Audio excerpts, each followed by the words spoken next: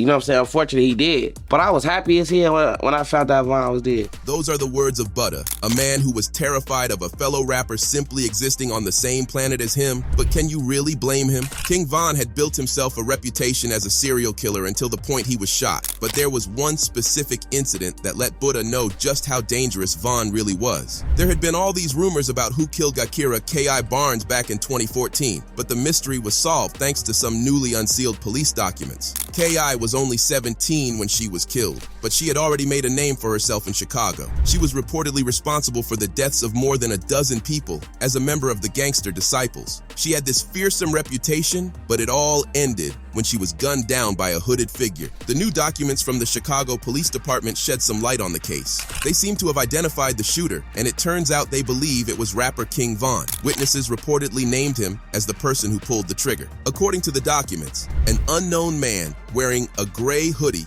and blue jeans approached K.I. and her friends. He pulled out a handgun and started firing, hitting all three of them. After the shooting, he jumped into a vehicle and escaped. The unknown offender then produced a handgun and began firing in the direction of the victims, striking all three. The unknown offender then was observed entering an unknown vehicle, making good his escape. The police investigation named King Von as the shooter. They even positively identified him as the offender. But here's the twist. There wasn't enough evidence to charge him with the killing, so no charges were filed. Now, here's the thing. K.I. was FBG Butta's sister, and he was there with her when she was killed. He later explained the events of that day. Butta recalled that they had been out earlier that day, just harmlessly messing around when the police showed up and started tailing them. They ended up at a restaurant, and things took a turn for the worse. The police were right there when K.I., showing no fear, walked up to someone and confronted them. Butta explains that it was crazy because K.I. was fearless, even with the police right there. While this was happening, their friend Lee was on FaceTime with someone, which gave away their location. Because of this, they had to stash their weapons when the police came closer.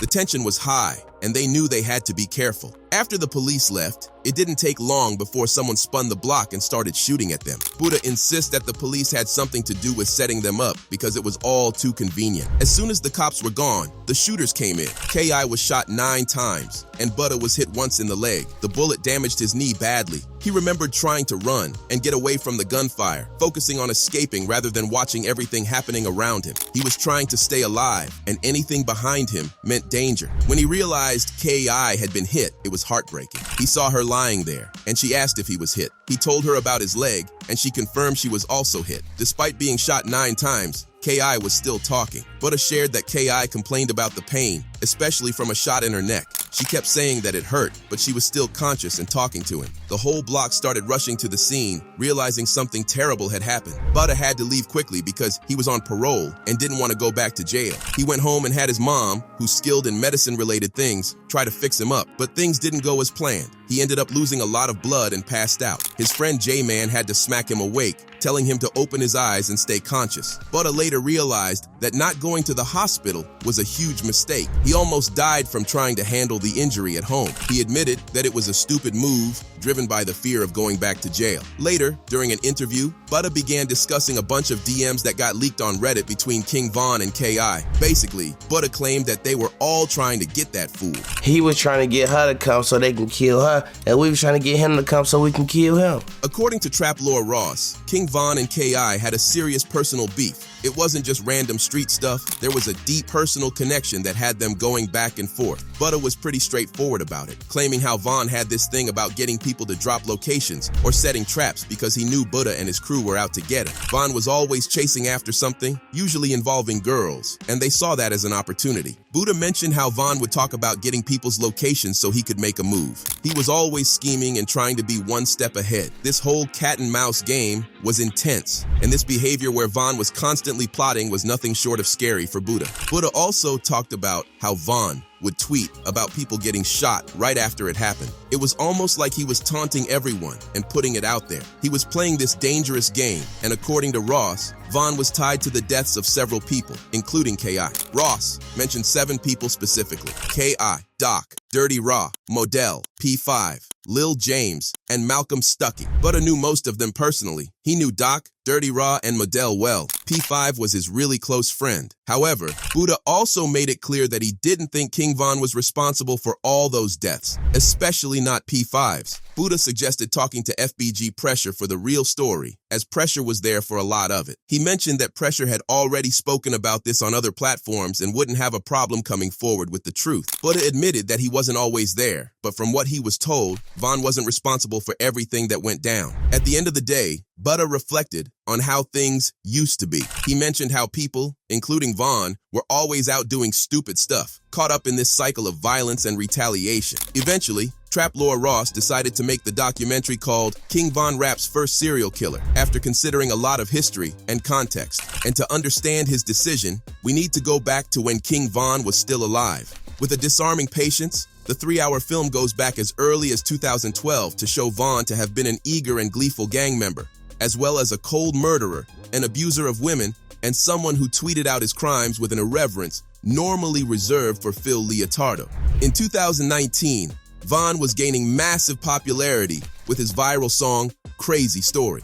Around this time, another YouTuber, Trap Geek, made a significant video about Von called The Soft-Spoken Assassin, which garnered around 12 million views and went viral. Trap Geek was a friend of Ross for a while, and his video about Von had a huge impact. Inspired by this, Ross decided to create his own videos about Von, focusing on different aspects of his life and career. Ross was particularly interested in the story involving Von and K.I., especially after leaked DMs suggested Von's involvement in her murder. Von was not pleased with Ross's videos. He tried to take down Ross's channel by issuing 3 copyright strikes because Ross had made 3 mini videos about him. Von even tweeted something along the lines of, "Don't listen to what those white YouTubers say about me," indicating his displeasure. The situation escalated when people from Empire, Von's record label, reached out to Ross with threatening messages, attempting to shut him down. They offered to give Ross his videos back if he trimmed out the parts about K.I. Wanting to preserve his channel, Ross complied, trimming those sections and getting his videos back. After this experience, Ross decided not to cover Von again due to the risks involved. But despite this decision, Ross couldn't ignore the story. Von was known for his violent lyrics and the bodies he claimed in his songs, establishing himself as one of the realest rappers. Despite carefully insisting that his lyrics weren't a veracious account of gang violence, it is becoming increasingly clear that Chicago rapper King Von was, in fact, a shooter. The more Ross learned, the more compelled he felt to tell the full story. Ross had previously made several documentaries covering different aspects of Von's life. One focused on Von's past and his history with K.I. Another on the Malcolm Stuckey case, which Von was involved in but managed to beat. Ross used to do a series where he presented both the positive and negative sides of an artist's story, as he did with XXXTentacion, showcasing both his musical impact and legal trouble. The experience with Von's team made it clear that there were things Von wanted to keep hidden. But from there, I was like, I ain't never talking about Von again. Like, this guy's scary. I didn't know the extent of it at that point, but I knew he had a couple bodies. If Von wasn't involved in K.I.'s murder, why would he be so desperate to silence Ross? This motivated Ross to dig deeper. Ross also interviewed Butta, which provided more insight into the story. However, FBG Butta, who also shared his version, wasn't always a reliable source.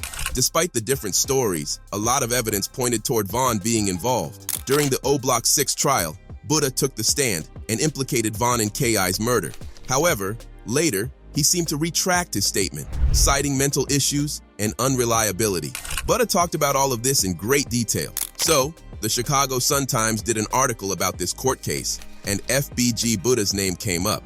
They said Butta admitted in open court that King Von killed his sister K.I. by standing over her and shooting her multiple times. However, Butta cleared this up, saying that's not exactly what he said.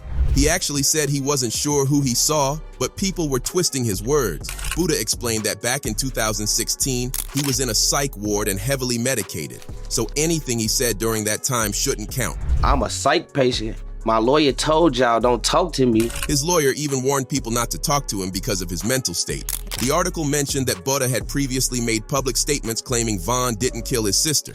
He said he did this to avoid breaking the street code of no snitching. But after Von was killed in an unrelated shooting, Butta changed his story. He admitted that as long as Von was alive, he never mentioned his name to the police. Butta talked about how people described the shooter as having a missing tooth and a mole on his face, which didn't match Von's appearance.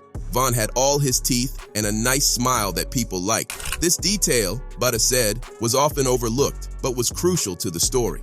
Then, Trench's News came into the picture. Butta called him out, saying Trench's News had taken the stand too and accused Butta of being a snitch. Trench's News claimed he was selling drugs to Butta, which Butta vehemently denied. He even called Trench's News a paid informant and expressed frustration that people thought he got paid for recounting his statement.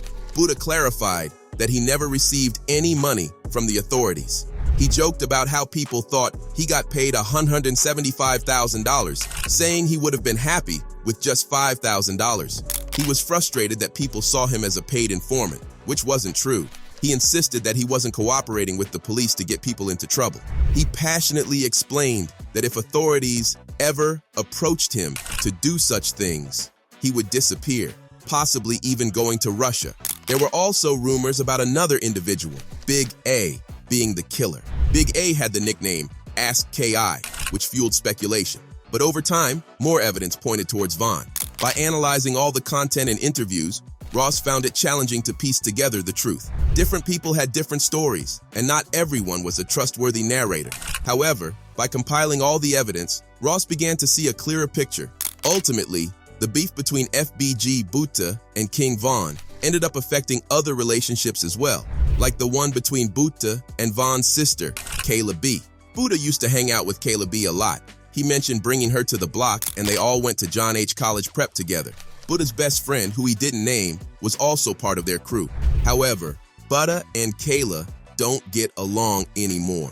This is because she now knows Butta had this beef with Von, which caused tension between them. Think about it. Von and Butta have a seriously messed up history, especially with what went down between Butta and King Von on the bus. It was a CTA bus, and Von got into it with one of the guys at school. They were shooting dice, and the guy Von was fighting with was too big for him. He told Von that his little homie would handle it after school. That little homie turned out to be Butta. When Butta got on the bus, his friend told him that Von needed to be handled. So, Butta ended up beating Von up. This wasn't the first time they clashed. Butta mentioned it was like the second or third time he had to get into it with Von. Butta shared another story from when they were kids. He said Von threw his hat down in the basement into the mud at Von's mother's house. Butta's aunt lived nearby, and he would stay over there often. One time, Von threw Butta's white and khaki True Religion hat down into the mud, and Butta beat him up for it. They were around 7 years old, just some little kid stuff. But this tells you a lot about how they were going to be with each other once they grew up. However, after that bus incident, Butta said Von turned up his savage mode. He flipped, became a different person, and started fighting with everyone.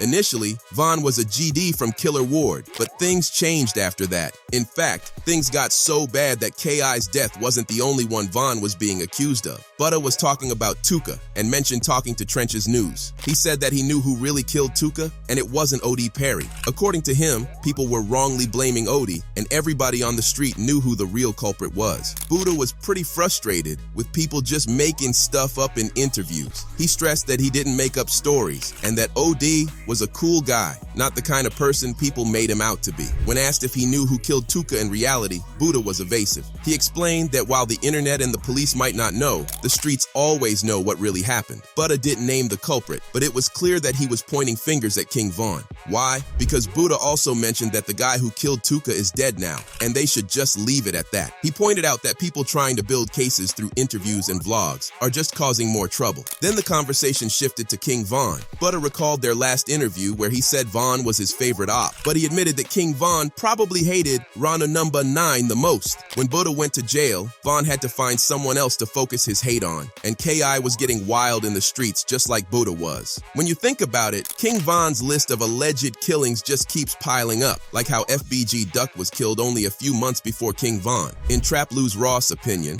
Duck was also on a list of Von's alleged victims, but the police believed otherwise. The feds have tied the shooting to a brutal gang war between Duck's Tukaville faction of the Gangster Disciples and the O-Block set of the Black Disciples. There were 7 people arrested in connection with Duck's murder, and one of them, Zell, reportedly committed suicide before the arrest. The trial of the O Block 6 resulted in guilty verdicts for all involved, although they haven't been sentenced yet. They were facing mandatory life sentences. One interesting detail is that one of the guys, TZ, allegedly called the others saying Duck had pulled a gun on him and was chasing him around. This prompted them to group up and go after Duck. But here's the thing, TZ's involvement raised the question of whether Von had put money on Duck's head. But surprisingly, this detail didn't come up during the trial. In King Von's Took Her to the O music video, there's an actor playing FBG Duck, who Von kills on camera. This video, released in February 2020, eerily foreshadowed Duck's actual death 6 months later. The similarity between the video and the real-life event is striking. So,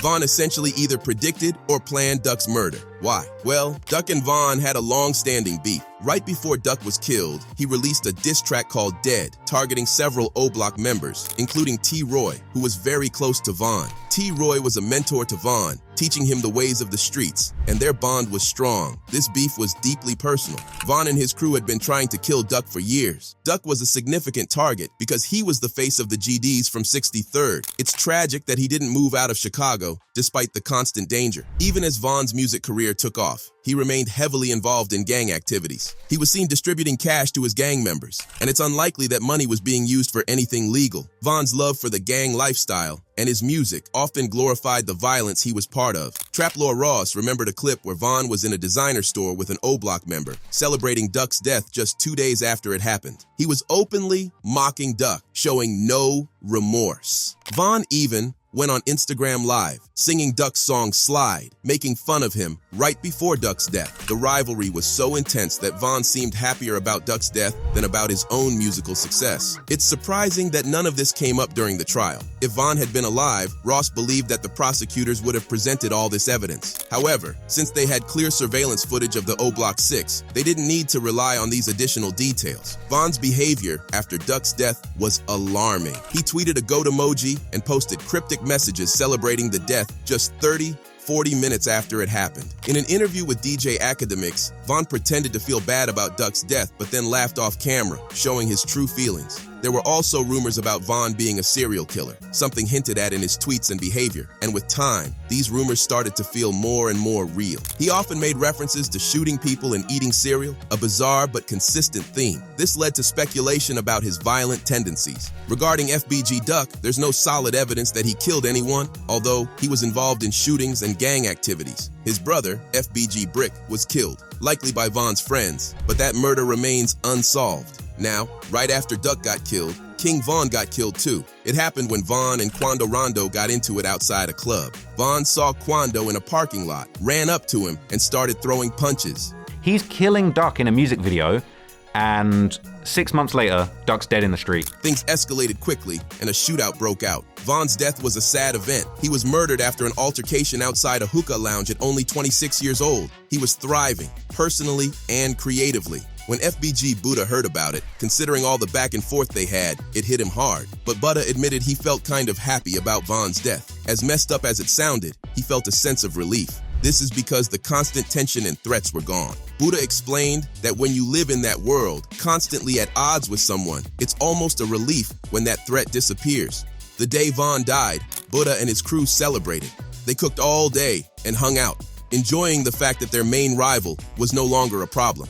Despite being enemies, Butta and Von had a weird sort of respect for each other. Late at night, they would be on the phone while they were high, talking trash to each other. It was almost like a game to them. Von would be flashing his cash, while Butta was broke, sitting in the trenches. They'd joke around, and even had each other's numbers, and would FaceTime each other all the time. Their relationship was complex. On one hand, they were serious enemies, but on the other hand, they had this strange camaraderie. There was this unspoken understanding between them, even though they were on opposite sides. Butta recalled one of their last conversations, with Von teasing him about needing to get his money up, asking how many kids he had now, and even offering to send him some cash. It was this bizarre mix of beef and brotherhood. Von would joke, "What's up, son?" and they'd laugh and mess around. Despite the animosity, there was an undeniable connection. Yeah, I ain't gonna lie, King Von was my favorite op. But you know, when I went to jail, right, he had to find somebody else to hate when he came home. Butta believed that if Von were still alive, they'd probably still be going back and forth, dissing each other and keeping the rivalry alive. He admitted that if Vaughn were around, he'd be pushing peace on the surface, but deep down, he'd still be ready to take him out. As people grow older, things change. Butta reflected that maybe if Vaughn had lived, he might have matured, apologized, and moved past the beef. People have kids and grandkids and start looking at life differently. Butta acknowledged that at his age now, he doesn't get involved in the same stuff he used to. A few years back, he couldn't even imagine pushing for peace, but now, it's a different story. He remembered being in jail when the talk of a peace treaty came up. He was skeptical, thinking it was crazy to even consider peace while they were locked up. But then, you realize that people are just trying to make money and get out of jail. It's all about survival and making sure everyone comes home. However, Butta wasn't the only person who felt a sense of relief when Vaughn died. But Vaughn was also a gangster who spewed a heritage of violence. Those two facts are intertwined, and together are tantalizing. You genuinely can't love Vaughn's music without knowing who he was. One of Vaughn's guys, and a friend of Trench's News, was killed in the chaos. Trench's News explained that this friend was not just a crew member, but also his cellmate before he got out. He remembered their last conversation vividly, warning him not to hang around with certain people because they were all getting killed. They had shared moments of grief together when mutual friends like T-Roy, HK, Brick, and Kobe were killed. Trench's News was devastated that his friend died so young, mixed up with the wrong crowd. Another person, 100K Track, also got shot in the leg during the incident. It was just a tragic series of events.